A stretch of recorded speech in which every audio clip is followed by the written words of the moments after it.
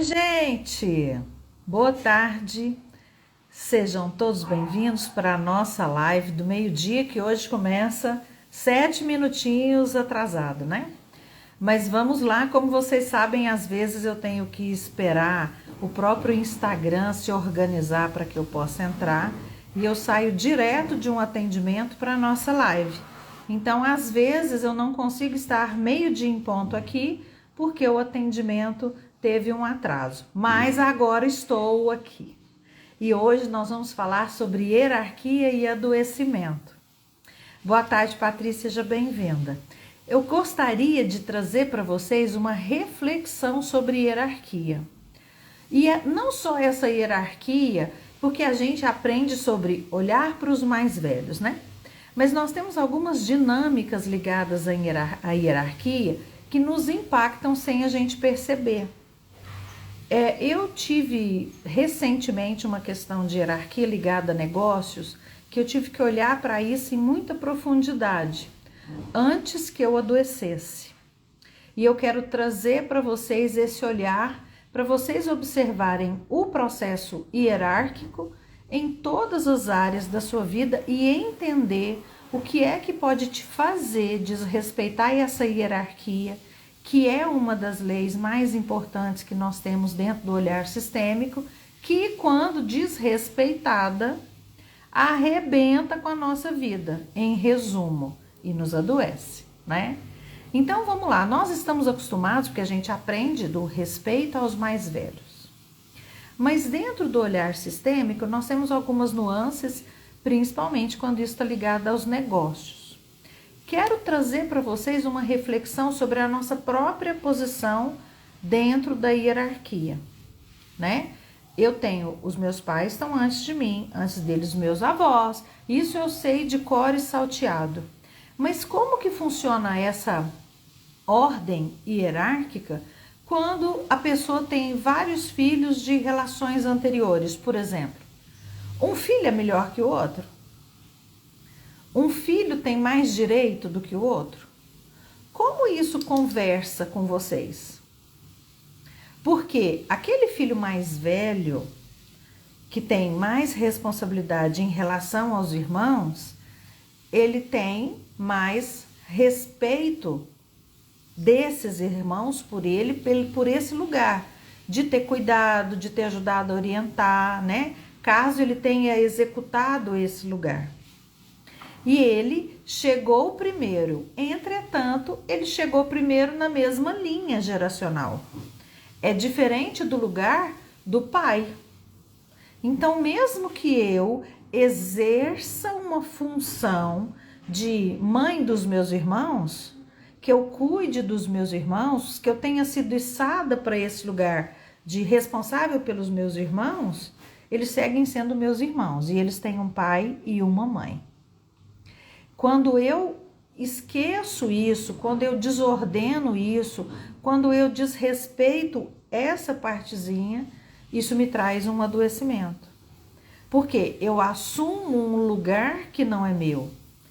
E quando eu assumo um lugar que não é meu, gente, imagina que eu venho com condição suficiente para viver no meu lugar em paz. Qualquer coisa que me tire desse lugar vai me enfraquecer, porque vai exigir mais de mim. E aí nós vamos trazer essa mesma questão de posicionamento para outras instâncias da minha relação com os meus pais. Imagina que os meus pais entram naquilo que a gente chama de triangulação, ou seja, eles entram em algum conflito entre eles ou externamente e eu preciso entrar no meio disso. Desrespeitei a hierarquia de novo. E os filhos, em várias épocas da vida, são chamados para esse lugar de entrar para o meio dos pais. O que acontece quando eu vou para esse lugar do meio dos pais? Primeiro é desconfortável porque é como se eu tivesse que escolher um lado. É uma dinâmica que conversa muito proximamente com alienação parental. Mas segundo que se eu me coloco como igual aos meus pais, eu perco toda a força daquilo que eu poderia receber debaixo deles. Então eu também adoeço, porque eu perco essa força de raiz. Outro movimento de desordem hierárquica que pode acontecer em relação aos meus pais é eu ir para parentificação, ou seja, eu me sentir superior. Ou porque eu percebi, a partir da triangulação, né, que eles não estavam dando conta do recado, e me coloquei nesse lugar achando que eu era a pessoa responsável por resolver, ou a única capaz para resolver isso, ou eu entendo que eu realmente sei mais, mesmo que meus pais não tenham me chamado para esse lugar, e me posiciono como maior, como a grande resolvedora, como aquela pessoa que pode cuidar de tudo e de todos, saindo novamente do meu lugar.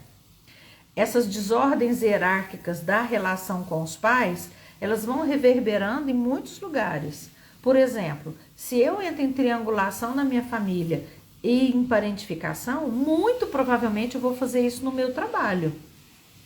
Muito provavelmente eu estou ali daqui a pouco tentando entrar no meio dos meus chefes, tentando coordenar equipes de pares, achando que eu sou maior do que eles.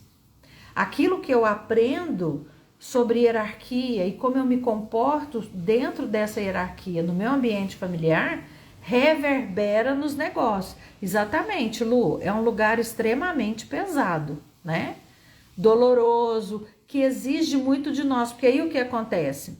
Como é pesado, eu tenho que buscar força. Gente, hoje eu tô tão difícil de falar, né? Peço desculpa para vocês. Acho que eu tô acelerada porque eu tô desde muito cedo em reuniões e acabei.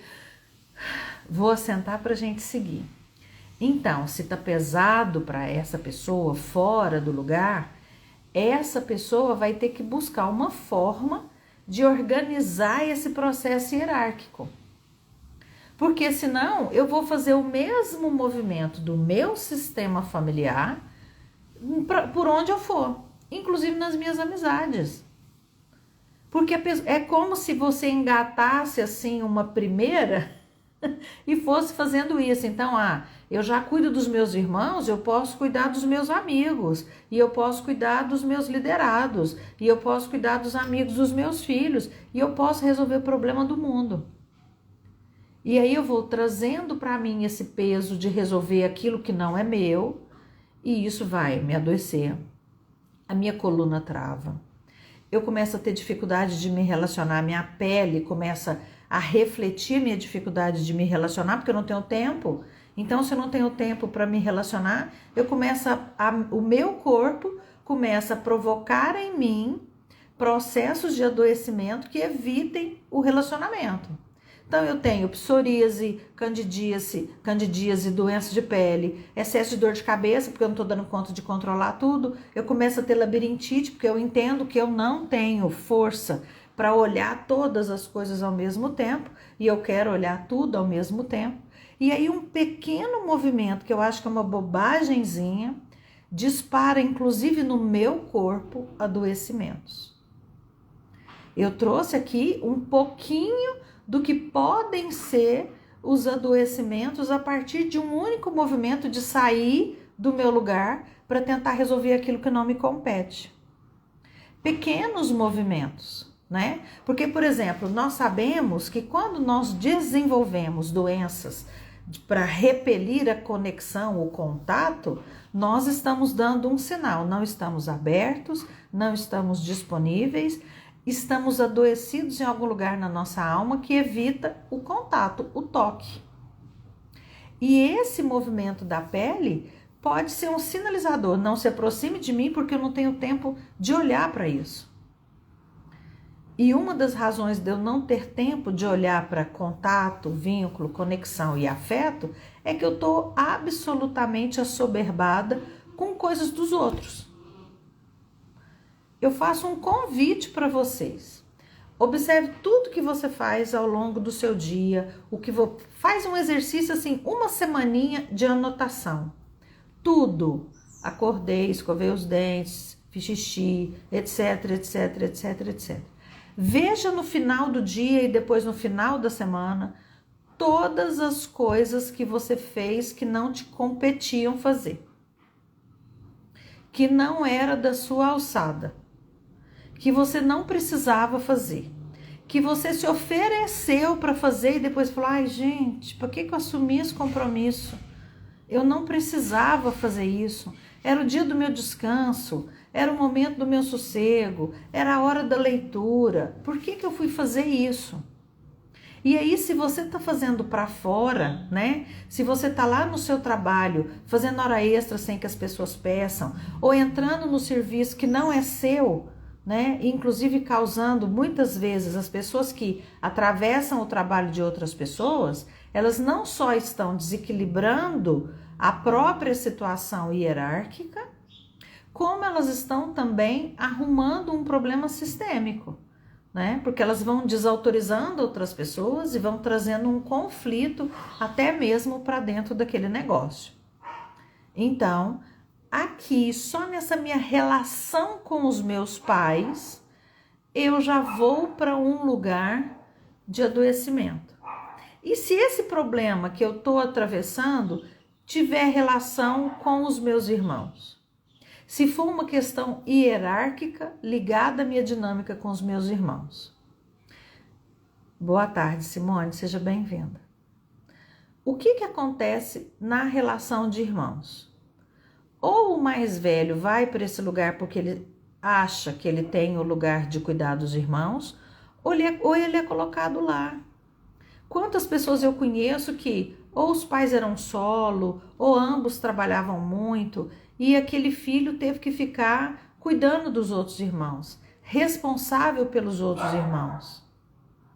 Esses dias eu vi a história de uma criança que está desaparecida, que foi levar o irmão na escola e desapareceu. A criança que foi levar o irmão tinha, me parece, 6 anos.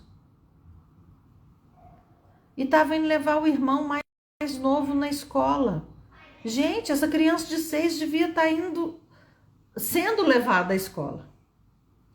Isso aqui, essa minha fala não é uma fala para julgar essa mãe, não é para trazer culpa para ninguém, é para a gente perceber esses lugares, né? Uma criança cuidando de outra criança, essa criança precisa ser cuidada. Eu entendo que temos N dinâmicas ligadas aos pais, que têm seus compromissos e fazem aquilo que eles dão conta, mas eu quero que a gente reflita desse lugar, porque eu coloco na criança uma responsabilidade que talvez ela não está dando conta nem dela mesma. E aí eu coloco na criança essa responsabilidade de cuidar dos irmãos. Se ela vai para esse lugar, ela vai ter um problema nesse relacionamento com esses irmãos, porque ela pode passar o resto da vida achando que eles são responsabilidade dela, que ela tem que fazer por eles, que ela tem que seguir até a idade adulta, esses irmãos já com filhos, e ela ainda pagando essa conta, ela ainda assumindo esse lugar de mãe. O seu irmão, a sua irmã tem pai e mãe. Então, às vezes o filho, ele acha que ele tem que suprir aquilo que o pai não está dando conta. E claro, quando esse pai ou quando essa mãe falecem, que às vezes aquele que ficou, né, o viúvo ou a viúva, ainda puxam o filho mais ainda para esse lugar de responsabilidade, isso vira uma bagunça gigantesca no sistema familiar. E se ele vira essa bagunça no sistema familiar, imagina como isso vai reverberando para as relações. Eu já atendi dinâmicas da mulher chegar para um atendimento com uma queixa de que o casamento estava acabando porque o marido com toda certeza estava em outra relação. E quando nós olhamos o campo, e era um campo com pessoas, quando nós olhamos o campo, estava lá o marido absolutamente disponível para a relação e ela indisponível. Ela conectada aos pais e à própria família. Gente, quantas vezes quem já está acostumado a ouvir eu falar dos meus atendimentos, né? Eu sempre peço um desenho do sistema daquela pessoa. Quantas vezes a pessoa traz o desenho do sistema e não coloca no desenho o marido e os filhos? O que é um sinal claro de que o problema dessa pessoa está preso nessa origem, nessa família de origem. Mas o próprio cliente, quando você pergunta, mas você não tem filhos? Mas tem. Eu falei, então por que você não colocou no desenho? Eu não coloquei porque está absolutamente preso nesse lugar ainda da família de origem, né? A gente tem aqui, boa tarde Maria, a gente tem aqui. Aos 10 anos, eu quase matei meu irmão queimado com água quente na hora que fui dar banho nele. Eu estava sozinha em casa com ele. Aí, gente, graças a Deus, isso não aconteceu, né? Imagine se essa criança tivesse tido uma queimadura para toda a vida, ficado com uma marca no corpo, ou tivesse acontecido alguma coisa. Imagina como seria para Patrícia, né, que é quem nos contou esse caso aqui, como seria o resto da vida dela? Ou ela viver com essa culpa de ter adoecido ou provocado a morte do irmão, ou ela olhar diariamente ou com frequência para esse irmão e ver a marca ali, uma marca que ela deixou. Quantos traumas nós trabalhamos que estão ligados a isso? Porque as pessoas têm que entender que elas fazem o que elas dão conta. Se o adulto faz o que dá conta, imagina a criança. E aí eu pego uma criança e coloco para cuidar de outra criança? Isso é muito sério, gente. Primeiro porque ela mal dá conta dela mesma, ela precisa de cuidados, né? Não é à toa que nós temos aí um estatuto da criança e do adolescente, porque já se sabe cientificamente que eles precisam de amparo, né? De estaquinha, como eu falo, para essa flor crescer uma árvore robusta. Então é importante que nós saibamos esse lugar. Filho é filho, irmão é irmão. Se, obviamente, o meu irmão, a minha irmã, passar por um processo que ela precise absolutamente de mim, ou porque ela não tem uma capacidade cognitiva, ou porque ela tem um adoecimento que a incapacitou, ou porque ela realmente está no lugar de extrema dor e adoecimento, e eu posso fazer por ela, eu devo fazer. Não só por ela, mas como qualquer pessoa que passe perto de mim. Sendo ou não meu sangue. Isso faz parte, já disse aqui, da nossa humanidade. Mas trazer para mim essa responsabilidade de cuidar dos irmãos, isso vai me adoecer. Porque meus irmãos têm pai e mãe. Né? Pense sempre nisso. Quando você for fazer alguma coisa, você fala, peraí, ele tem pai e mãe. E esse movimento, gente, de fazer desse jeito dentro do sistema familiar, vai lá para o nosso trabalho e reverbera no nosso trabalho. Reverbera nos desequilíbrios, reverbera nos problemas, reverbera nos desrespeitos, né? Desequilibra o seu negócio. Imagina que eu aprendi no meu sistema familiar que eu tenho que fazer pelos outros. Isso pode gerar em mim uma dificuldade de colocar preço no meu trabalho. Pode gerar em mim uma dificuldade de, para aquela pessoa especificamente, eu fazer uma cobrança. E eu posso começar a achar que eu não deveria cobrar daquela pessoa, que eu tinha que fazer um desconto mesmo que ela não peça, que eu tenho que fazer a mais por aquela pessoa. Porque eu aprendi na minha própria história a desrespeitar esses lugares. E aí, como eu aprendi que eu tinha que fazer mesmo fora do meu lugar ou fora da minha alçada, eu posso reverberar isso no meu campo de trabalho. Do mesmo jeito que, se eu tive pais que não se colocaram nesse lugar, que me colocaram nesse lugar, e eu tive um julgamento de fraqueza em direção a esses pais, eu posso ser uma pessoa que não respeita liderança. Eu posso ser uma pessoa que não respeita a hierarquia do negócio. E hoje, vou dizer uma coisa para vocês. Vocês sabem, eu venho da área da gestão, né? A gente tem enfrentado muitas dinâmicas de pessoas que não aceitam liderança. de pessoas que não aceitam feedback, de pessoas que não aceitam aquilo que é da sua competência, aquilo que foram contratados para fazer, querem fazer o que é do outro. Recentemente chegou um caso muito interessante para mim, de uma queixa, porque a líder não faz nada que é do trabalho dela, a não ser passar para frente o serviço, né? Essa líder que não faz aquilo que ela tem que fazer e vai só, fulano faz isso, ciclano faz aquilo. E aí muitas pessoas começaram a trazer para mim nesse lugar, né? Que era uma pessoa que não fazia nada, só dava ordem, não fazia do próprio trabalho. E muitas vezes pegava aquilo que o outro tinha feito e apresentava para os superiores como um trabalho dela, né? Ou pelo menos supervisionado por ela, sendo que ela não tinha feito nada. Essa pessoa pode ter sido uma criança que observou seus pais delegando aquilo que era da responsabilidade deles para os filhos.